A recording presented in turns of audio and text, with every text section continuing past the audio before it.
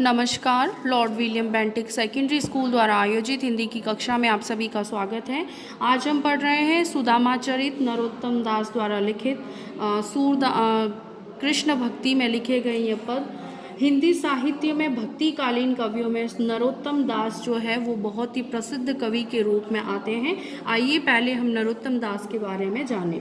ये कृष्ण काव्य धारा के कवि हैं और इनकी एकमात्र रचना सुदामाचरित है। इनकी इसी कृति के माध्यम से लोकप्रियता इन्हें बहुत प्राप्त हुई थी। इस रचना में देशज तथा तद्भव शब्द युक्त आम बोलचाल की भाषा में इसे आम आदमी को भी पढ़ने तथा समझने में मदद मिलती है। और इनकी भाषा की बात करें तो इन्होंने ब्रज भाषा का प्रयोग किया है जो माधुर्यता से निहित है। आइए अब हम पढ़ते हैं सुदामाचरित के ये कुछ पद।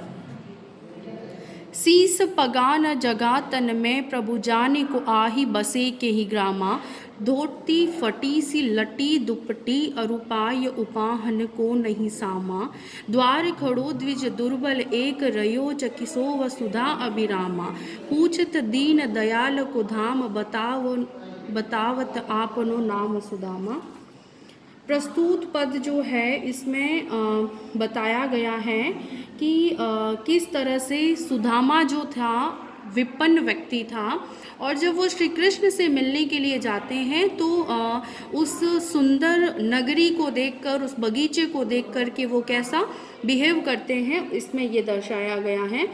यहाँ जब श्री कृष्ण से मिलने के लिए गरीब सुदामा जो है वो गरीब सुदामा को जब द्वारपाल देखता है तो वो भवन में जाकर के श्री कृष्ण से कहता है कि हे प्रभु, दरवाजे पर एक गरीब ब्राह्मण खड़ा है जो आपसे मिलना चाहता है। उसके सिर पर न पगड़ी है न शरीर पर कुर्ता है। हे प्रभु, पता नहीं वह किस गांव का रहने वाला है। उसकी धोती भी फटी हुई है जो छोटी हो गई है, उसे वह बांधे हुए हैं और उसके पैरों में जूते के निशान तक नहीं हैं, अर्थात उसके पैरों में जूते तो बिल्कुल नहीं हैं। ऐसा लगता है कि उसमें जूते खरीदने का सामर्थ्य भी नहीं रहा है।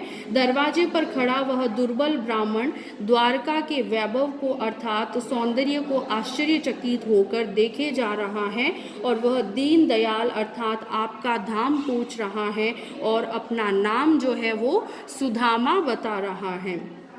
यहाँ पर यदि बात करें तो हमें सवैया छंद देखने को मिलता है और अनुप्रास अलंकार द्वार खड़ो द्विज दुर्बल एक, हमें इसमें अनुप्रास अलंकार भी देखने को मिलता है। आगे देखिए, ऐस बेहाल विवाह इन सो पग कंटक जाल लगे पुनि जोए, हाय महादुख पाय सका तुम आए इते न किते दिन खोए, देखी सुदामा की दीन दशा करुणा करके करुणा रिधि रोए, पानी परात को हाथ छूयो नहीं नैनन के जल सो पग धोए। यहाँ पर कवि जो है नरोत्तम दास वो यहाँ पर बताना चाहते हैं इन पंक्तियों के माध्यम से कि कवि ने दया के सागर जो हैं श्री कृष्ण उनके बारे में बताया है कि जब सुदामा जो आते हैं तो जैसे ही श्री कृष्ण उनके बारे में सुनते हैं तो पानी और परात जो पैरों को धोने के लिए मंगाया जाता है तो वो उसको हाथ तक नहीं लगाते हैं और अपने नेत्रों के जल से ही वो उनके पैरों को धोए चले जा रहे हैं। इतने मार्मिक करुण वक्तव्यों को यहाँ पर कवि नरोत्तम दास ने दर्शाया। आइए पढ़ते हैं। इन पंक्तियों के माध्यम से कवि ने दया के सागर श्री कृष्ण का मन स्पर्शी वर्णन किया है। कवि कहता है कि कृष्ण ने जब सुदामा के पैरों को धोने के लिए हाथ लगाया तो देखा कि उनका हाल तो बेहाल है, उनके पैरों में बहुत से कांटे चुभे हुए हैं। व्याकुल कृष्ण सुदामा से कहते हैं कि हे मित्र, तुम यह अपार दुख भोगते रहे पर यहाँ क्यों नहीं आए, ऐसे हाल में कहाँ दिन बिताते रहे। सुदामा की ऐसी दीन दयनीय अवस्था को देख करके करुणा के सागर करुणा से भर करके रोने लगे। अर्थात श्री कृष्ण जो सबकी करुणा को दूर करते हैं, अर्थात सब में खुशियाँ बांटते हैं, वो करुणा के सागर जो है श्री कृष्ण, वो करुणा से भर करके रोने लगे। उस स्थिति को देख करके रोते हुए श्री कृष्ण की आंखों से इतने आंसू गिरे कि उन्होंने उस परात के पानी को छुआ तक नहीं और अपने आंसुओं से ही सुदामा के पैर धो लिए। यहाँ पर कवि का एक बहुत ही रोचक और बहुत ही मार्मिक वर्णन हमें देखने को मिलता है। ये दोनों पद जो है आपके इसमें व्याख्या आने के चांसेस हैं।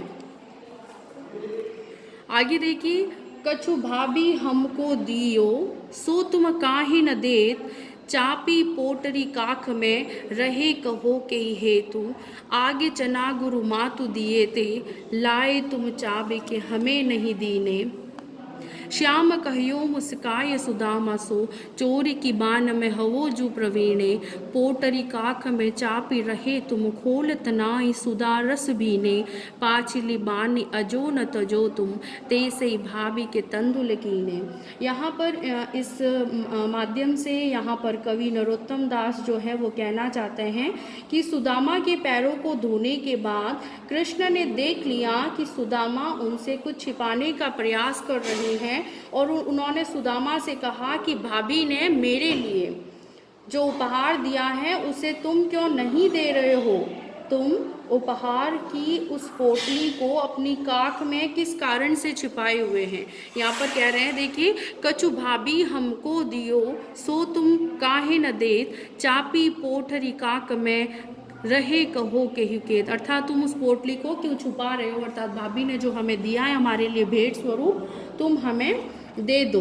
कृष्ण सुदामा को बचपन की याद दिलाते हुए कहते हैं कि बचपन में गुरु माता ने हम दोनों के लिए चने दिए थे, पर तुमने वे चने हमें नहीं दिए थे और अकेले ही खा लिए थे। श्री कृष्ण ने चुटकी लेते हुए कहा कि मित्र, चोरी की आदत में तो तुम पहले से ही कुशल हो, आज भी प्रेम रूपी अमृत रस से सनी चावलों की पोटली को अपनी काख में छिपाने का प्रयास कर रहे हो। मित्र, तुम्हारी पिछली आदतें अभी ज्यों की त्यों ही हैं, तुम उन्हीं आदतों के वशीभूत होकर भाभी द्वारा दिए गए चावलों को भी चुराने की कोशिश किए जा रहे हो। ठीक है, यहाँ पर कवि नरोत्तम दास ने श्री कृष्ण और सुदामा के बचपन की जो कुछ अवस्थाएं, कुछ घटनाएं थी, उसका उल्लेख करके वर्तमान संदर्भ के साथ उसको जोड़ा है। वह पुलकनी, वह उठी मिलनी, वह आदर की बात, वह पटवनी गोपाल की कछु न जानी जात, घर घर कर ओढ़त फिरे तनक दही के काज, कहाँ भयो जो अब भयो हरि को राज समान, हरि को राज समाज, हो आवत नाही हूँ तो वाही पटियो ठेली, अब कहियो समुजाए के बहु धन धरो सकेली। यहाँ इन काव्य पंक्तियों में नरोत्तम स्वामी बताते हैं कि श्री कृष्ण ने सुदामा को द्वारका से खाली हाथ विदा कर दिया था। रास्ते पर सुदामा कृष्ण को खींचते हुए ही आ रहे थे।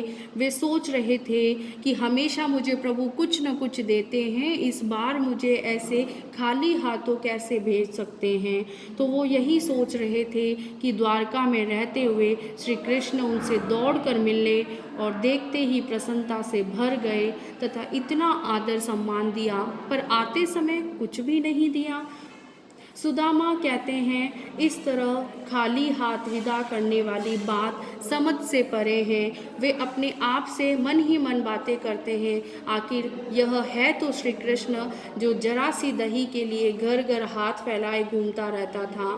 क्या हुआ जो अब ये द्वारका का राजा बन गया, इतनी संपत्ति का मालिक बन गया, पर आदतें तो अभी भी इसकी वही है जो उस समय थी। जो खुद मांगा करता था वह दूसरों को कैसे कुछ दे सकता है। अब मैं अपनी पत्नी पर नाराज होकर के ऐसा बोलते हैं कि मैं द्वारिका आने वाला ही नहीं था। ये तो मेरी पत्नी ने मुझे बलपूर्वक कहा, इसीलिए मुझे यहाँ पर आना पड़ा। अब चलकर मैं उससे कहूँगा, कृष्ण ने इतना सारा धन धकेल दिया कि उसे संभाल कर रखो, जिससे यह इधर उधर न होने पाए। यहाँ पर एक असमंजस की स्थिति है और श्री कृष्ण जो द्वारिका के स्वामी हैं लेकिन भेंट स्वरूप तक कुछ नहीं देते हैं उनको, तो यहाँ सुदामा का चिंतन श्री कृष्ण के प्रति देखने को मिल रहा है। वह सोई राज समाज बने, गजबाजी बने मन सम ब्रह्म छायो, कह दो परियो कहु मार्ग भूली, की फेरी के में अब द्वारका आयो, भो न बिलो की बेको मन लोचत, सोचत ही सब गांव मजायो, पूछत पाड़े फिरे सब सो पर, जो परी को कहूँ खोज न पायो। यहाँ इन पंक्तियों में नरोत्तम स्वामी हमें बताना चाहते हैं कि जब द्वारिका से खाली हाथ सुदामा लौटे थे, तब उन्होंने अपने गांव पहुँचे तो बहुत ही उन्हें अपना घर जो है वो देख करके आश्चर्य हो गए थे वो, और उन्हें बड़ी बहुत ही विस्मय में पड़ गए थे कि उनकी झोपड़ी की जगह पर श्री कृष्ण ने एक राजमहल के जैसा ही बहुत शानदार प्रसाद बना दिया है। प्रासाद कहते हैं भवन को, है ना।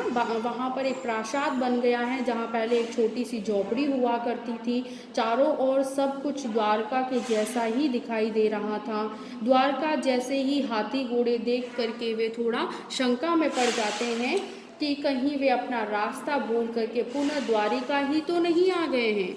उनके मन में इन सुंदर भवनों को देखने का बार बार लोभ पैदा हो रहा था। मन बार बार यही चाह रहा था कि वे इन सुंदर भवनों को यूं ही देखते रहे। यही सब सोचते हुए गांव भर में अपनी झोपड़ी खोजते फिरते रहे, लेकिन वे अपनी झोपड़ी को नहीं खोज पाए थे। ये इस आश्चर्य को देखा है, अर्थात श्री कृष्ण की महिमा से अनभिज्ञ सो सुदामा जी हैं, वो उनकी मनोदशा यहाँ पर इस पद के अंदर नरोत्तम स्वामी ने एक स्वाभाविक और मार्मिकता के साथ यहाँ पर दर्शाया है। कई वह टूटी सी छानी हती, कह कंचन के अब धाम सुहावत, कई पग में पनही न हती, कह हे गजराज ठाडे महावत, भूमि कठोर पे रात कटे, कह कोमल सेज पे नींद न आवत, के जुरतो नहीं को दो सवा, प्रभु के परताप दाख न भावत। यहाँ इन पंक्तियों के अंदर नरोत्तम स्वामी जी ने बताया है कि द्वारिका से चलते समय श्री कृष्ण ने सुदामा को प्रत्यक्ष रूप से कुछ भी नहीं दिया था, पर अप्रत्यक्ष रूप से सुदामा को अपने समान ही उन्होंने संपन्न बना दिया था। अब सुदामा के दिन पूरी तरह से बदल चुके थे। कहाँ तो उनके पास टूटी हुई एक झोपड़ी हुआ करती थी, पर अब वहाँ पर सोने का एक सुंदर महल सुशोभित हो रहा है। कहाँ तो उनके पैरों में जूते भी नहीं हुआ करते थे, पर अब तो महावत गजराज लिए उनके चलने का इंतज़ार करता है। पहले कठोर भूमि पर सोकर रात बितानी पड़ती थी, पर अब तो मुलायम बिस्तर जो श्री कृष्ण की द्वारका नगरी की शोभा थे, वैसे ही बिस्तर उनके लिए हैं, और ऐसे ही मुलायम बिस्तरों पर भी नींद नहीं आती थी।